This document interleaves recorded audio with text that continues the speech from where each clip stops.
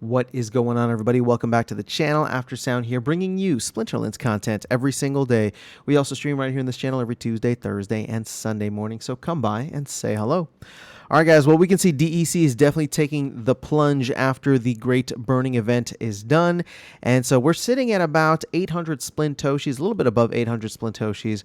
And the DEC supply actually went up today with the end of season. So congrats to everybody on your end of season. Hopefully you finished wherever you were trying to finish and got something awesome for your end of season rewards.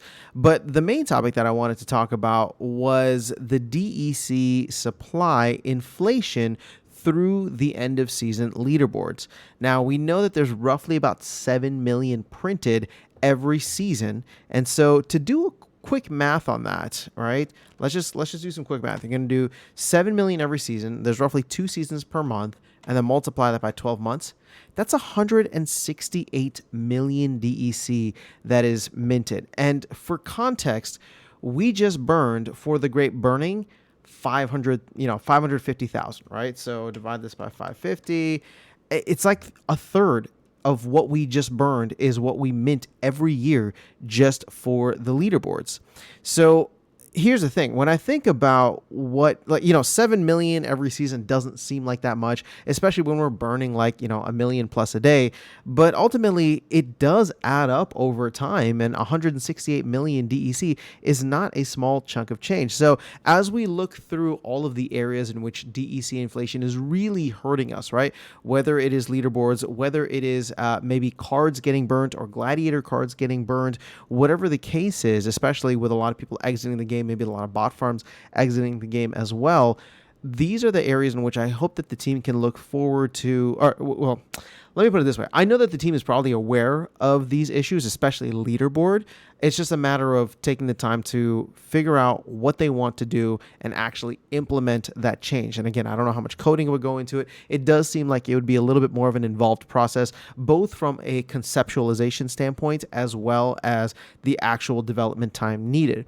But just to make things super easy, I mean, we can cut out 160 plus million DEC inflation per year simply by just removing the leaderboards and replacing those rewards with maybe more chests. And I know that's going to create another issue of, okay, well, we're going to be printing a lot more cards. The SPS in there is going to be divided. And also you're going to create a situation where, a third of the rewards are going to be potions or merits or things that people don't necessarily want or have financial value. So once again, people will say that, okay, the team is just, nerfing all of the rewards, which essentially, I get that perspective, but ultimately here's the problem that we're running into. And this is a slow realization over the last almost 2 years, is the fact that anytime you have like these monetary rewards that are just given out in the way that they've been given out for Splinterlands, it's going to be exploited. And Splinterlands is one of the best to do it. That's why people are here exploiting the economy.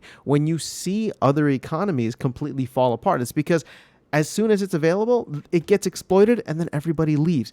I saw it with DFK, DeFi Kingdoms. You saw it with Steppen. You saw it with a bunch of other games that popped and then eventually dropped. And Splinterlands is no exception, right?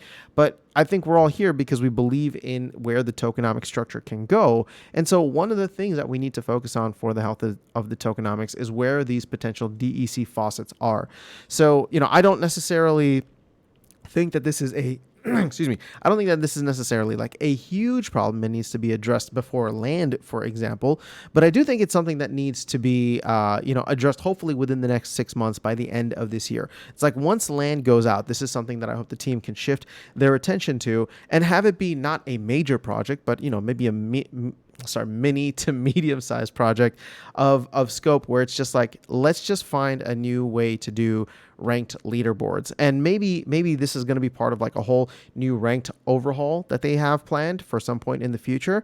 But if it's just a matter of changing out the DEC, I personally think that it should be changed in that way. It should be removed probably as soon as possible. Again, after land, but as soon as possible, just to stem the amount of DEC that's getting printed, especially in ways in which that are, again, it was almost a little insidious in terms of the amount, because I kept thinking, 7 million DEC per season, that's not that's not that much. And then you think about the fact that, well, it's like 160 million plus per year, and we just went through this massive burning event that happens one every 5 years, and we are essentially replacing that, or a third of that, throughout the year.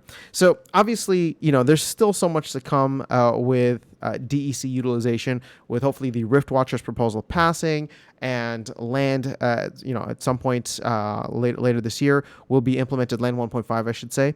So we'll see how all of that shakes out, but at the end of the day, 160 million DEC is still 160 million DEC. So at some point, I'd say we cut that out and move forward with hopefully a better leaderboard system and leaderboard prizing system. But that is all I have for you guys in this video. I'll keep it short and sweet.